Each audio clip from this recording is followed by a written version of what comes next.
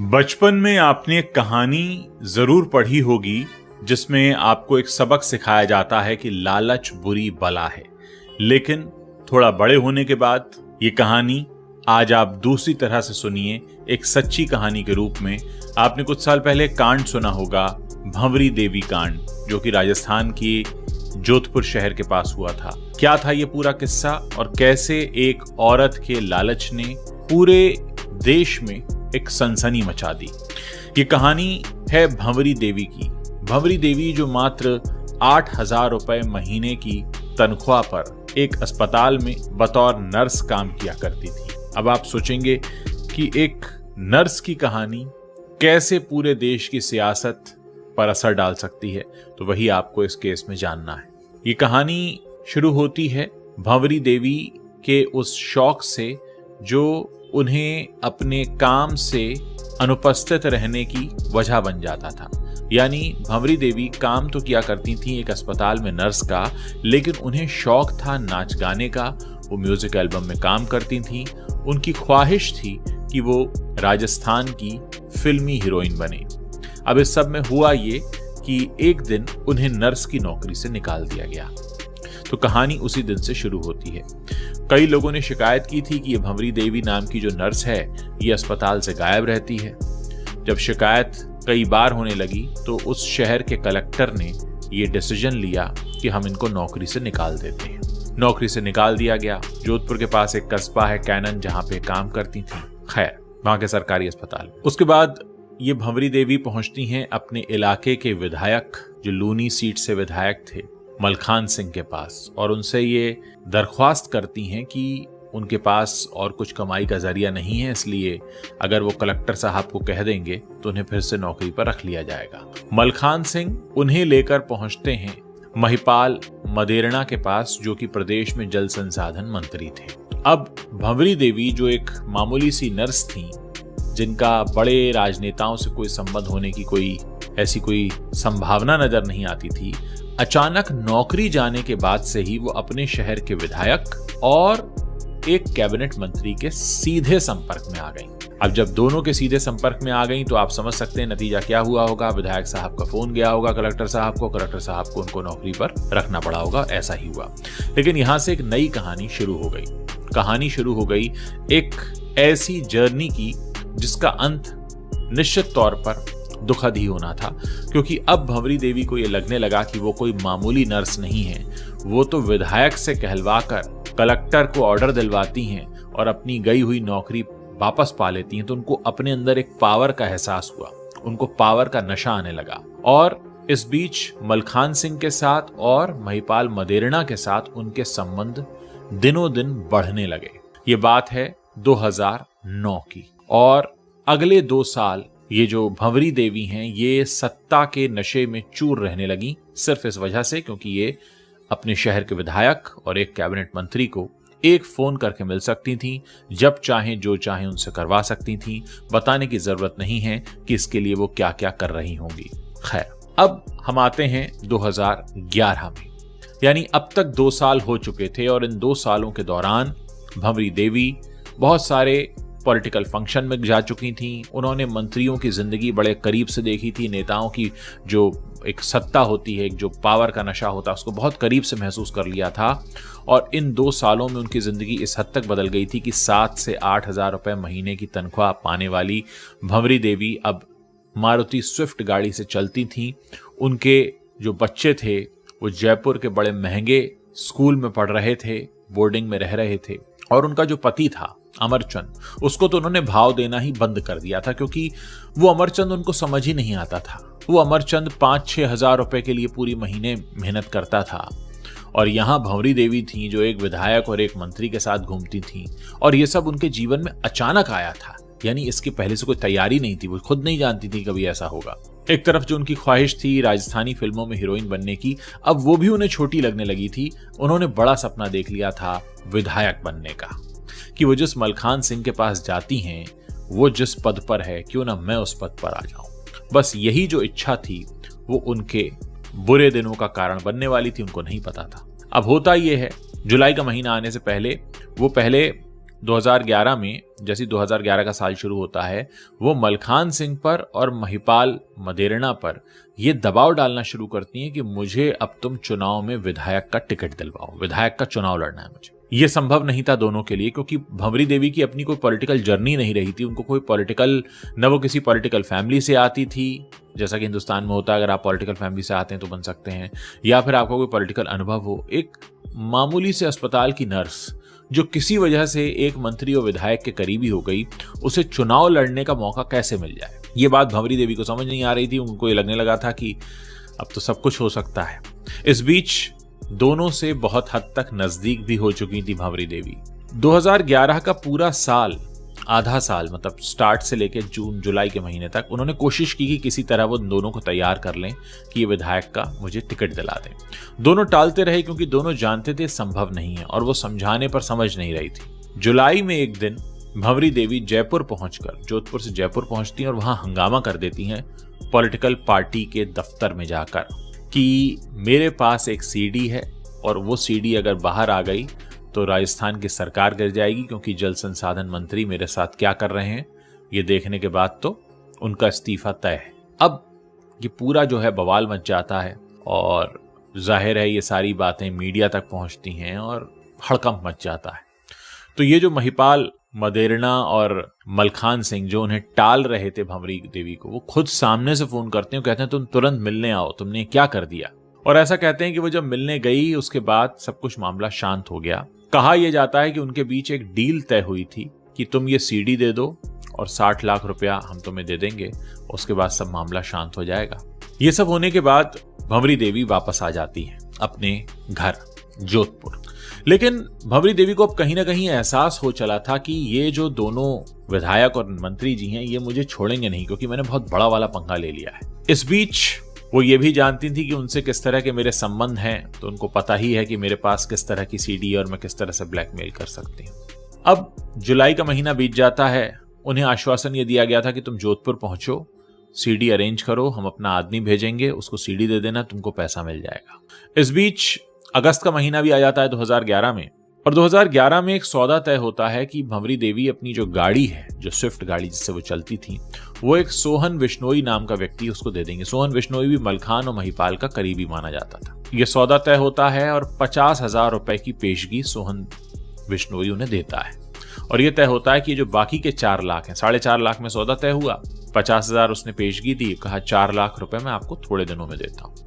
इस बीच भंवरी देवी ने अपने घर से निकलना बंद कर दिया था, लगभग बंद, क्योंकि उन्हें पता था कि वो 2 बड़े नेताओं से पंगा लेकर आ रही हैं, तो उनको ये पता था कि मेरे साथ कुछ गड़बड़ या गलत हो सकता है। अब आते हैं घटना के दिन 1 सितंबर 2011।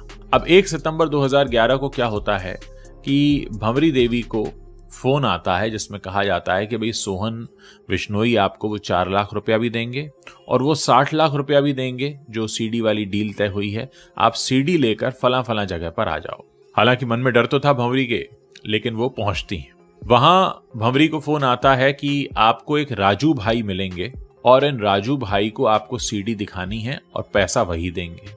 कहा तो यह गया था कि राजू भाई हैं कोई, लेकिन असल में यह राजू भाई नहीं बल्कि शहाबुद्दीन नाम का सुपारी किलर था, जो मलखान और महिपाल की मिली भगत से हायर किया गया था और सोहन विश्नोई को लगाया गया था साथ में कि तुम मेक श्योर करो कि ये वहां पहुंचे जरूर। एक बहुत ही बीहड़ इलाके में सोहन विश्नोई उसे लेकर जाता है और एक बलेरो जीप में बैठा देता है जहां राजू भाई बैठे हैं, और वहां पर एक सीडी चलाने का अरेंजमेंट भी है।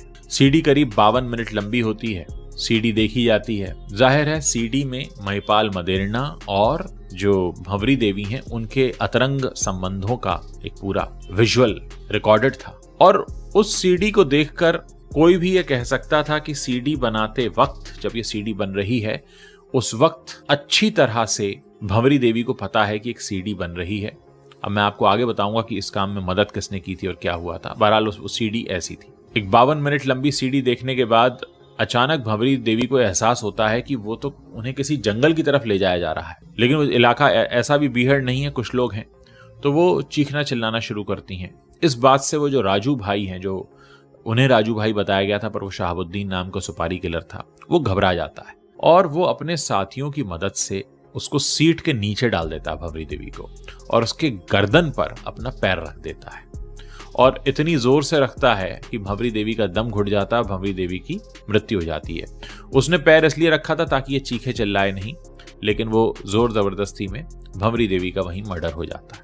1 सितंबर 2011 को ये हो जाता है। उसके अगले 12 दिनों तक राजस्थान के किसी भी पुलिस स्टेशन में उनकी गुमशुदगी की कोई रिपोर्ट नहीं आती है। ऐसा क्यों हुआ था ये भी मैं आपको आगे बताऊंगा। लेकिन 2011 के उस सितंबर महीने की 13 तारीख को अमरचंद, जो भंवरी देवी का पति है, वो पहुंचता है एक पुलिस स्टेशन में और वो बाकायदा रिपोर्ट लिखाता है कि मेरी बीवी लापता है, और उसमें महिपाल मदेरणा का वो नाम लिखाता है कि कैबिनेट मिनिस्टर महिपाल मदेरणा से उसकी बहस हुई थी और उनका हाथ हो सकता है। अब ये जो पूरा मामला है कि 12 दिन तक क्यों नहीं आता है अमरचंद पुलिस के पास, तो उसके लिए वो कहता है कि वो तो अक्सर शूटिंग के लिए बाहर जाती थी, मुझे लगा शूटिंग के लिए गई होगी, 2-4 दिन में आ जाती थी, कई बार ऐसा हुआ है, लेकिन इतने दिनों तक फोन भी ना लगे ऐसा पहली बार हुआ, इसलिए मैं पुलिस के पास आया। अब जैसे ही ये रिपोर्ट रजिस्टर होती है तो थोड़ा सा हड़कंप मचना शुरू होता है, क्योंकि मिनिस्टर के खिलाफ कंप्लेंट है। उधर मीडिया में सुगबुगाहट शुरू होती है कि वो लेडी जिसने कुछ समय पहले, यानी जुलाई में ये शोर मचाया था उसने जयपुर में आकर, और ये बात है 13 सितंबर की, उसके 2.5 महीने के अंदर वो लेडी गायब हो गई है, और जो शोर मचा रही थी कि मेरे पास सीडी है, तो उसको लेकर मीडिया में भी बहुत हलचल शुरू होती है, सरकार से सवाल जवाब किए जाते हैं, मामला बहुत बढ़ जाता है। मामला इस हद तक बढ़ जाता है, बात यहां आ जाती है कि पुलिस इसमें सही से कार्रवाई नहीं करेगी, क्योंकि इसमें स्टेट मिनिस्टर इन्वॉल्व है, और जैसा कि अमरचंद का कहना है। और इस सब मामले में खास बात यह थी कि मलखान का नाम अमरचंद की तरफ से नहीं लिया जा रहा था, महिपाल मदेरणा का लिया जा रहा था। उसके बाद प्रेशर बहुत बढ़ता है, सरकार पर दबाव इतना बढ़ता है कि इसकी जांच सीबीआई को दे दी जाती है। सीबीआई अपनी जांच पड़ताल शुरू करती है, और शुरुआती जांच पड़ताल के दौरान ही एक सीडी भी सामने आ जाती है, और वो सीडी फिर मीडिया के जरिए बहुत सारे लोगों तक पहुंच जाती है। उसमें बाकायदा दिखता है कि महिपाल मदेरणा दिख रहे हैं भंवरी देवी के साथ अपने बेडरूम में अतरंग संबंध बनाते हुए। सीबीआई गिरफ्तार कर लेती है महिपाल मदेरणा को।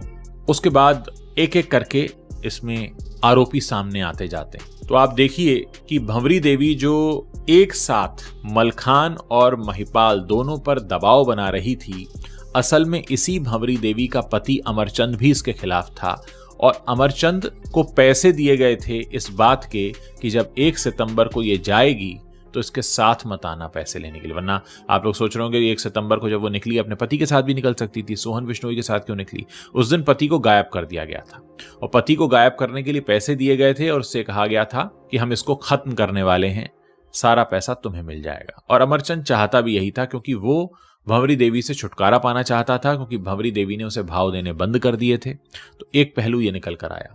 दूसरी तरफ ये जो सीडी बनी थी, इस सीडी को बनवाने में ऐसा कहते हैं कि मलखान की बहन है इंदिरा बिश्नोई, उनका हाथ था, क्योंकि वो चाहती थी कि महिपाल मदेरणा के साथ अगर ये सीडी सामने आ गई तो महिपाल मदेरणा की सीट चली जाएगी, वो मंत्री नहीं रहेगा, और फिर मेरा भाई मलखान उसकी जगह मंत्री बनेगा। तो ये मोटिव था मलखान की तरफ से सीडी बनाने का। अमरचंद का क्यों हुआ कि वो नहीं आया? क्योंकि उसको भी पैसा चाहिए था।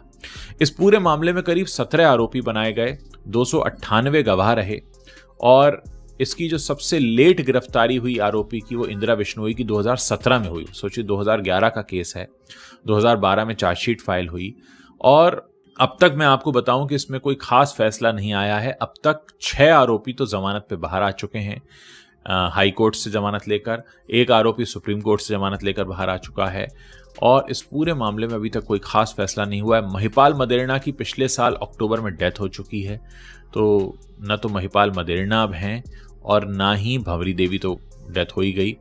और इस पूरे मामले में फिर इंदिरा बिश्नोई का भी नाम आया था, उनकी 2017 में हुई गिरफ्तारी, वो फरार चल रही थी और उनकी गिरफ्तारी हुई मध्य प्रदेश से। तो कुल मिलाकर मामला यह है कि एक ऐसी महिला जिसे सत्ता का नशा हो गया, जो एक मामूली सी नौकरी करती थी, नौकरी जाने पर वो मंत्रियों के संपर्क में आई, और उसके बाद जो कहानियां और निकल कर आई वो भी मैं आपको बता दूं कि ऐसा कहा जाता है कि मलखान सिंह भंवरी देवी की सबसे छोटी बेटी का पिता भी है। तो भंवरी ये दबाव डाल रही थी मलखान पर कि तुम पब्लिक के सामने स्वीकार करो कि तुम मेरी छोटी बेटी के पिता हो, उसकी शादी में तुम सहयोग दोगे और सारा काम तुम करोगे, तुम उसके पिता की तरह अपनी ड्यूटी निभाओगे।